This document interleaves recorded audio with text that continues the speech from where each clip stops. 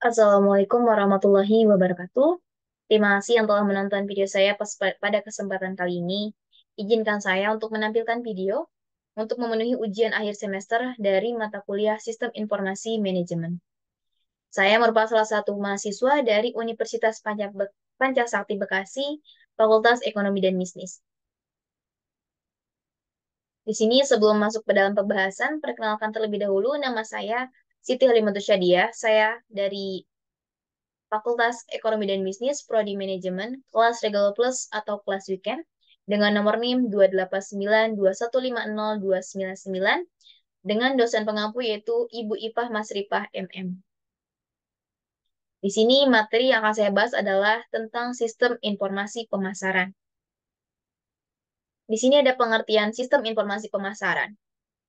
Sistem informasi pemasaran adalah salah satu sistem yang di dalamnya menganalisa dan juga mengukur informasi pemasaran yang dihimpun secara terus-menerus dari berbagai sumber perusahaan. Di dalam sistem informasi pemasaran juga tersedia informasi penjualan, promosi penjualan, aktivitas pemasaran, serta kegiatan penelitian pasar dan hal lainnya yang berkaitan dengan pemasaran. Di sini ada fungsi dari sistem informasi pemasaran adalah yang pertama, pihak perusahaan akan digunakan dalam hal mengontrol perkembangan bisnisnya. Yang kedua, membantu memudahkan setiap sistem informasi yang dimiliki perusahaan. Yang ketiga, membantu mempercepat informasi ketika ada kesalahan ataupun kekeliruan pada data. Yang keempat adalah mempermudah manajemen waktu dalam hal menjalankan kegiatan perusahaan, terutama dalam hal pemasaran. Yang kelima adalah meminimalisir terjadinya human error. Berbagai fungsi sistem tersebut mengindikasikan bahwa manajemen perusahaan akan sangat terbantu dalam kegiatan pemasaran, baik itu secara langsung maupun secara tidak langsung. Di sini ada jenis-jenis dari sistem pemasaran. Jenis yang pertama adalah marketing intelligence atau informasi yang didapat dari lingkungan dan terus diserap ke dalam perusahaan. Yang kedua, internal marketing information adalah suatu informasi yang dihimpun dari dalam perusahaan. Dan yang terakhir adalah marketing communication, adalah sistem yang diperoleh dari dalam perusahaan ke lingkungan perusahaan. Di sini ada komponen input. Apa sih yang dimaksud dengan komponen input? Nah, di sini ada beberapa yang termasuk dalam komponen input.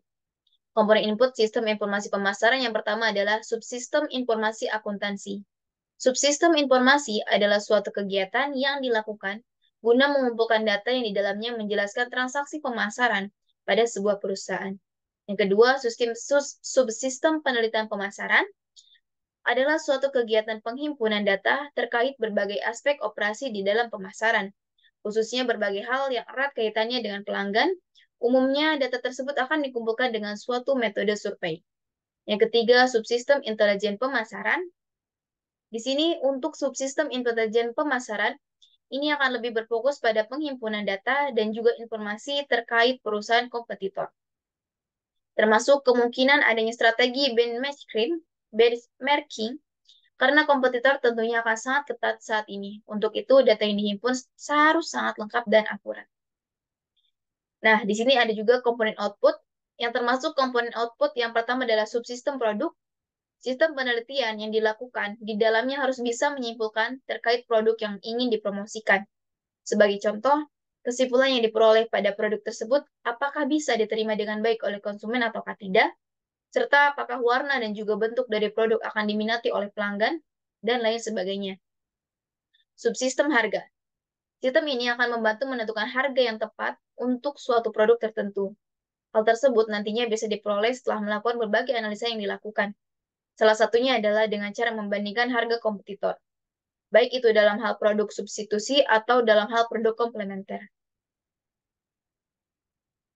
Yang masih termasuk komponen output adalah subsistem tempat. Riset dan juga penelitian harus dilakukan dalam hal memiliki lokasi pemasaran secara tepat. Kekeliruan dalam hal ini bisa berdampak langsung pada penjualan yang menurun.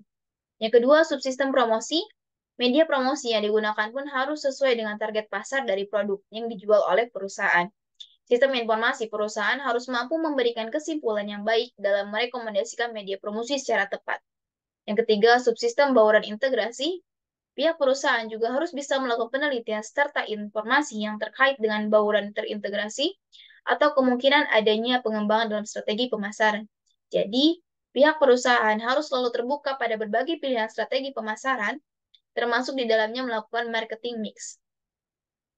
Di sini ada model-model dari sistem informasi pemasaran. Model yang pertama adalah subsistem input pemasaran. Subsistem penelitian pemasaran dilakukan dengan penghimpunan data terkait berbagai aspek operasi pemasaran penjualan, khususnya berbagai aspek yang berkaitan dengan konsumen dan jalan konsumen. Data tersebut bisa didapat melalui survei. Yang kedua adalah subsistem output pemasaran. Subsistem ini adalah seluruh perangkat lunak yang mampu memberikan informasi kepada manajer terkait produk. Produk adalah unsur paling utama yang harus ada di dalam marketing mix, dan perusahaan pun memiliki wewenang dalam menyediakan produk guna memenuhi keperluan pasar. Model yang ketiga adalah subsistem tempat. Subsistem tempat adalah seluruh perangkat lunak yang menjelaskan terkait bagaimana produk disalurkan pada konsumen. Yang kelima, subsistem promosi. Subsistem promosi adalah seluruh perangkat lunak yang mampu menjelaskan informasi secara langsung ataupun tidak langsung kepada pihak manajer terkait penjualan. Dan yang ketiga adalah subsistem harga. Yang keenam adalah subsistem harga. Subsistem harga adalah perangkat lunak yang akan memberikan seluruh informasi harga produk kepada manajer. Subsistem ini, harga ini hampir sama dengan subsistem promosi dalam hal mendukung keputusan. Penentuan harga yang dilakukan akan berdasarkan biaya yang akan dikeluarkan, lalu ditambah dengan markup diperlukan.